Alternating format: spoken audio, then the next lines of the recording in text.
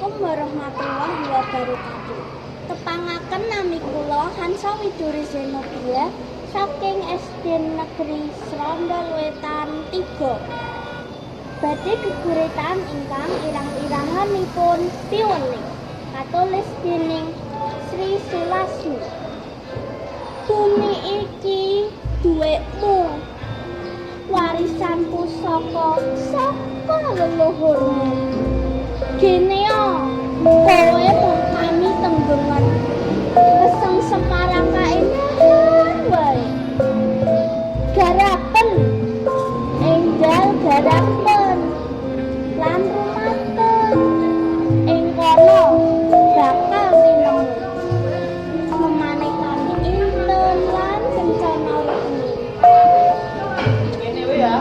Kang bakal dadi sangumun lelaji.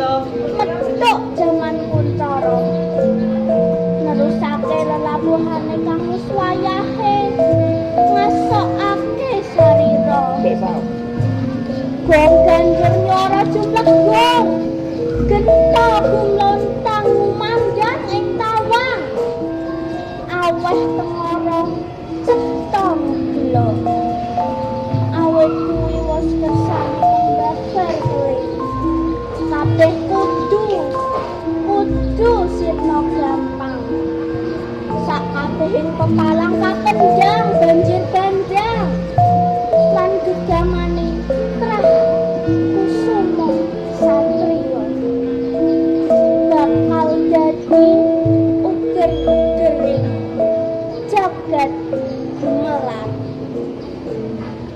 matur nuwun.